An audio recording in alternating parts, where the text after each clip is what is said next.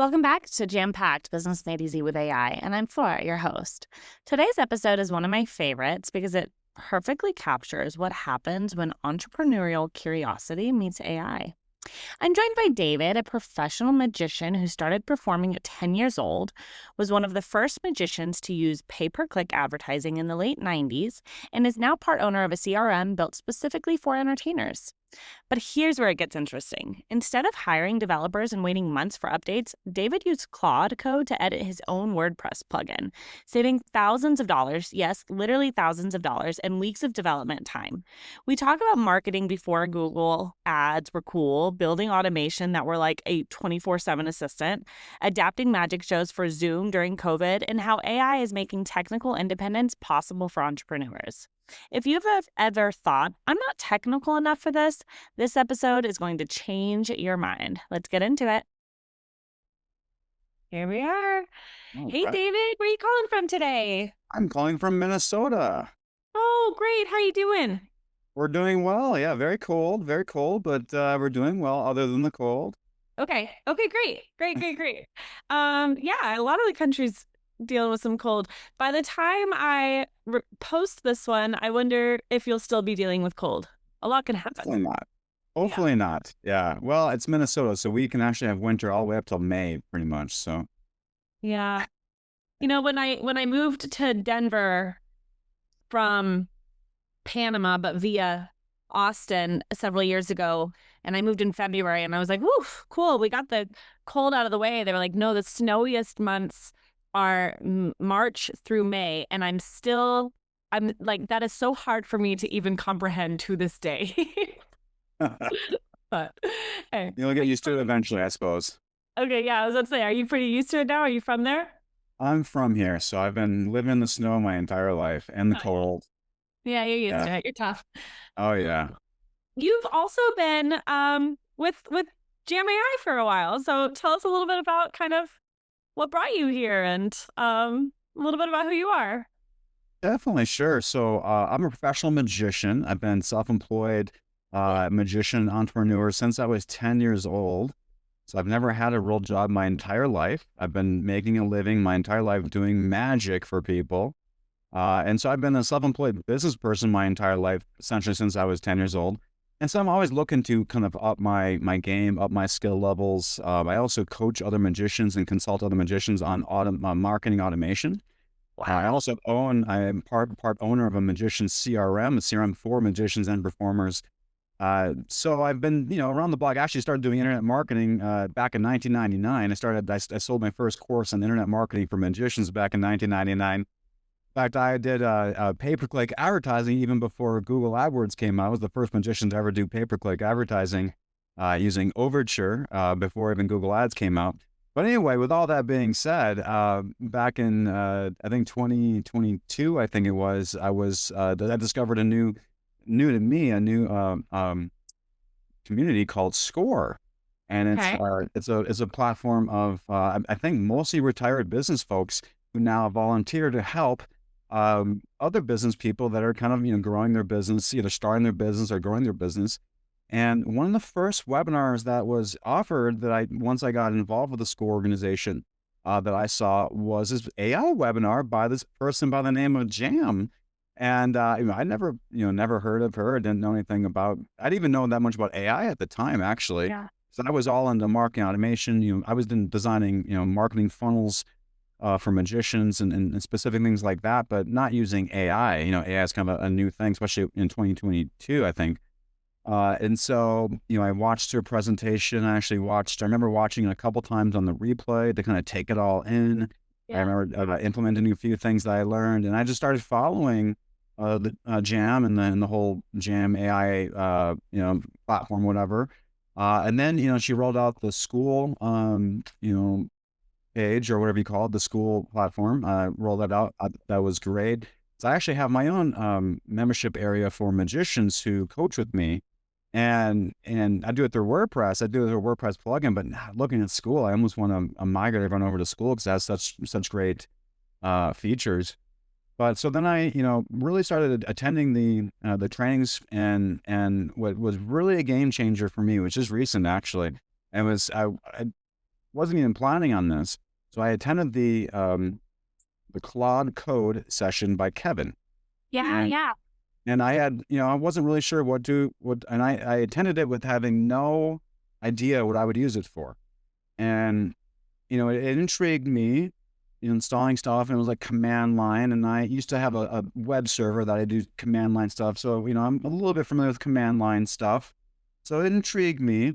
And I was trying to follow along with everything, and I got everything set up. We're following along live on the webinar with Jim and Kevin. And then it wasn't until after the webinar, though, concluded, and I got everything set up. And I said, okay, I got Claude Code on my computer set up. What the hell do I do with it? Yeah. And I remembered, I'm like, oh, wait a second. I have a WordPress plugin that we integrated with our CRM last year. And I paid a developer thousands of dollars, developer in Pakistan, thousands of dollars to work on this. And it took us 3 months.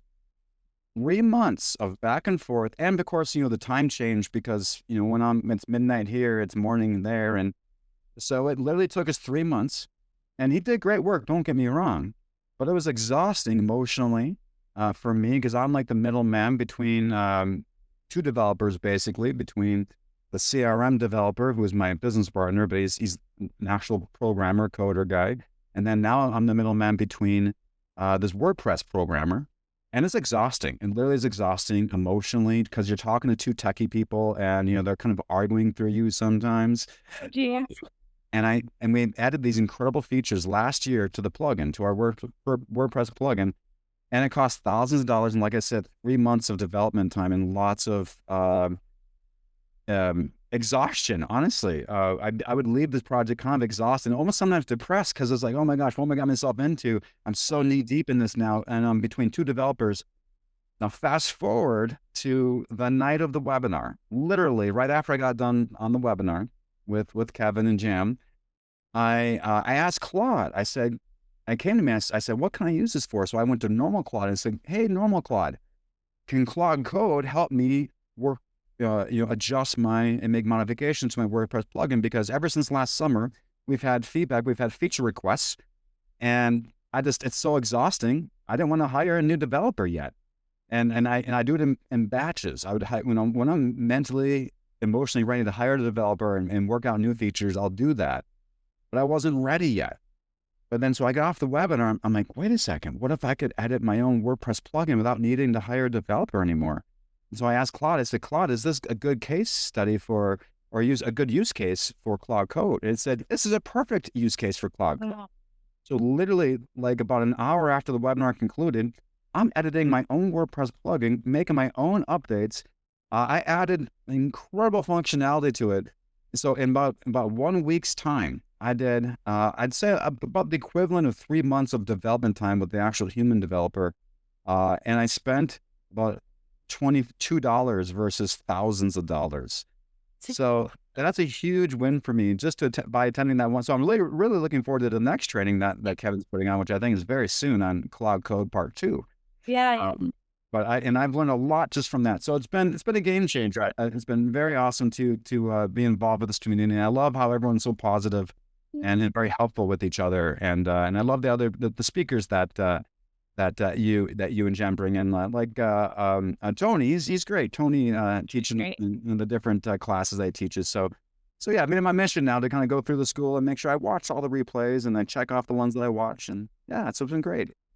Well, you're doing some pretty unique things. You're bringing this world of technology into this world of magic. So I want to step back. You said you've been entertaining since you were 12. Tell us a little bit about 12-year-old David Farr. Well, since I was 10, actually. 10, okay. Yeah, my very first magic show was at the barn when my mom had her horse, what do you call it? When you put a horse at a barn, where they live. Yeah. The stable, I think. So the barn owner hired me for $20 to put on a magic show for all the people that had their horses at the stable. And I remember being extremely nervous. And I remember the next day, though, I had the $20. I went to the gas station and I bought a boatload of candy. And I thought I felt so empowered that I could, perform magic. And then now I have all this candy. And then it, slowly translated to eventually, buying my first car and, working my way through college and now paying for the mortgage and everything else. So I've been very fortunate, very lucky. I've never had a real quote unquote job, although I do treat this like a real job. So I say that, kind of tongue in cheek. But yeah, it's been a very interesting experience. At 10 years old, I was able to, start doing magic and start performing for people. And when I was 10, I started doing magic shows for little kids' birthday parties. Now, when you're 10, I'm only a couple of years older than the little kids I'm performing for. So I didn't have the authority, they eat me alive, actually. It was challenging. When I was 15, I started performing in bars. My mom would actually drop me off at the bar. She would stay outside in the parking lot, read a book in her car for a couple hours. And then I would come out, from the bar with my tips. I get paid in tips and whatnot. And so I've always made a living just doing, magic one way or another. Now I mostly do corporate events, so dinner parties and appreciation events and trade shows and conferences and things like that, where they want to, spice things up with some fun entertainment. During COVID, I started doing magic shows over Zoom, believe it or not. Oh, So during COVID, I didn't want to, but all my magician friends started doing magic shows on Zoom. I thought it sounded cheesy and dumb. I said to myself, well, why would anyone want to watch magic on Zoom? It'd be just like, watching magic on YouTube. But then I realized that if I, kind of change things and do it live, like, if you're holding like a card from someone like this and you just instantly kind of change it right to a watch right in front of their very eyes, even though it's on Zoom, it's still really cool, right? And so I do different yeah, things. I that created a was whole really Zoom show. And so during COVID, I actually put on numerous shows, Zoom shows for different corporations and companies who were doing their holiday parties and whatnot over Zoom. And so I had to pivot then, and luckily I'm not doing the Zoom shows anymore too much, not too often anymore. But yeah, it's been a very interesting ride. Magic's done everything in my life. Everything I've accomplished is because of magic. Met my wife because of magic. Everything that I have here is because of magic. So it's been a very magical thing, no pun intended there, to be able to, live a life like this and be able to, do what I love and get paid to do what I love. I love performing magic and freaking people out and having a great time. But I also love helping magicians and my consulting clients with marketing automation. And, AI has actually been really helpful with that as well. And another great technique, by the way, with AI is especially when helping my consultation clients with marketing automation and in the CRM stuff is web forms and styling them with CSS. So now I can easily go. I used to have to hire a CSS person. I used to have to hire JavaScript people on Upwork to do different things, different customizations on web forms. And now I can mostly do all that stuff myself. So I feel very empowered to be able to do a lot of this stuff myself without having to hire, other people all the time and having to wait, to hire other people. I'm able to, not only do things, cheaper because I'm not having to hire people as much, but I'm also doing things faster too. I mean, that WordPress plugin development, what I did in a week, literally, it would have taken about 3 months last year, doing it through the traditional route of hiring a developer. So very exciting. And then okay, before I get too ahead of myself, when you were telling me about this integration and what you did with, after the class with Kevin, the Claude code with Kevin, this idea of empowerment came to mind, right? And then you actually brought this up when you felt empowered to do your first magic show at 10 years old, right? So I thought that was really cool, kind of that bringing back. And I also wrote down the power of supportive parents, right? Like if your mom hadn't brought 15-year-old David to the bars, and used that time to read her book, who knows where your path would have gone. So I think that's just such a reminder of like how important it is, a role as parents, that we can, follow our kids' lead in so many ways. But I do want to come back to, you're doing so much. You have a membership program. You mentioned the CRM, this marketing automation. Talk to us a little bit about how you got into that world and then, obviously combined the two. Sure. Yeah, that's actually a great story as well because it comes back to my mom. So when I graduated high school, my mom, actually, I saw an advertisement in the Magic magazine. We have different trade magazines, Magic magazines. And there was an advertisement for a marketing course. This is way back in 1998. And I said, Mom, maybe I should look into this because, I was really good at doing magic, But, learning business and marketing is just a different thing, honestly. Really? And so I took up this course, and it was a gentleman out of Atlanta, Georgia. He was a magician, taught marketing techniques. He wasn't even a famous magician, really, but I learned a ton from that. And it actually opened up the techniques he was teaching were not internet marketing related, but this was right at 1998, 1999, right when the internet really started to kind of come more mainstream-ish, if you can remember back then. And so all the techniques he was teaching, this marketing guru was teaching, I was actually at that time trying to convert it to internet marketing. And so Okay. whatever he was teaching, I was like, okay, that's a great technique. Can we convert that to internet marketing somehow? Yeah. And so in Trying to get ahead of the 1998, curve. what was that? Trying to get ahead of the curve even then. Yeah, exactly. Now, believe it or not, a lot of people, a lot of magicians back then told me I was crazy, actually, because I wanted to book shows using the internet and using emails.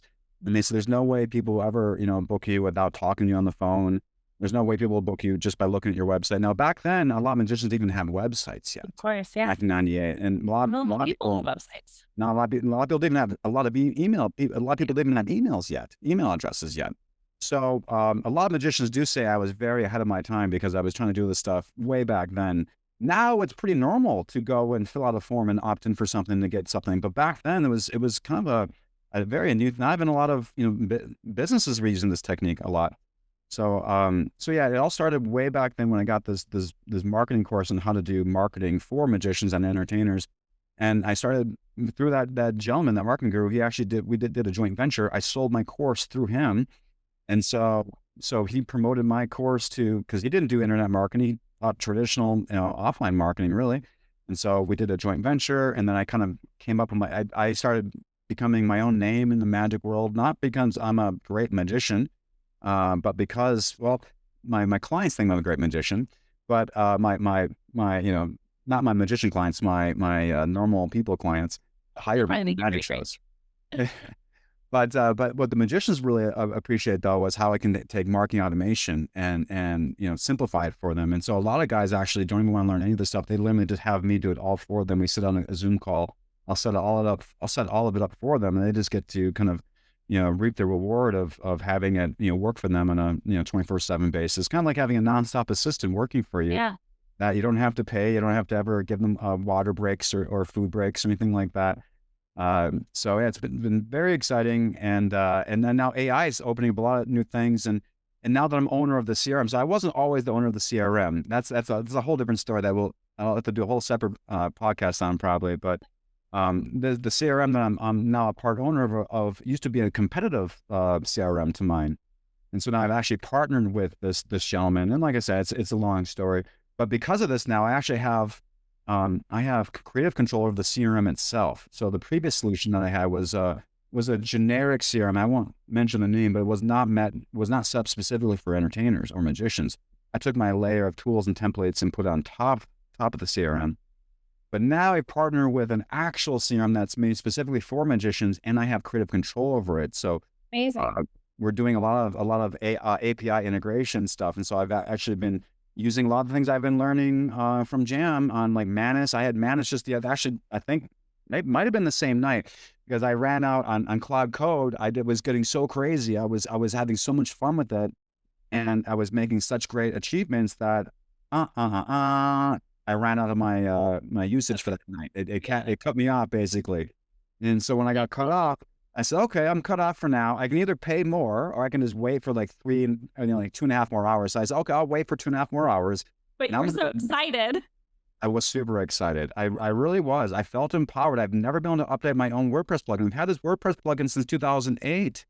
I've never been able to update it myself. I've always had to hire people and go through people. So cool. And it's always a hassle because you're trying to explain your vision to them. And then they interpret that vision, and then they do their work like a day or two later, or maybe a week later. Then you come back and you test it, and you have to so it's just, this is amazing. But when I got cut off from Claude, then I went to Manus, and I had Manus build me a custom Chrome extension that integrates with our CRM. And so it's been really cool to kind of attend these different trainings that Jam's put on, because not everything applies to me directly, but it will usually spark an idea in my head. And not even actually during the webinar, like I said in the Claude one with Kevin, Claude Code, it came after the webinar. but it's been awesome to hear the other business owners too. That I think there's like Armando that speaks up quite a bit in the different webinars, and I just like to hear different perspectives. And it helps me quite a bit too, because I also consult other business owners, mostly magicians. So it helps to have a good, context for all this stuff. But yeah, I just really been into business and marketing ever since I discovered it, like in the late '90s. And like I said, I was the first magician to ever use Google Ads, and I even used pay-per-click before Google Ads. So a lot of people don't know that Google Ads was not the first pay-per-click search engine. It was actually Overture, which partnered with the Yahoo. So the first, back in 1999, if you wanted to be on the top of the search engine, you're going to be on the top of Yahoo, not the top of Google. Yeah. And so you actually paid Overture. I paid Overture a penny per click. This is amazing. And especially if you do pay per click now, it's never that cheap anymore. I was paying a penny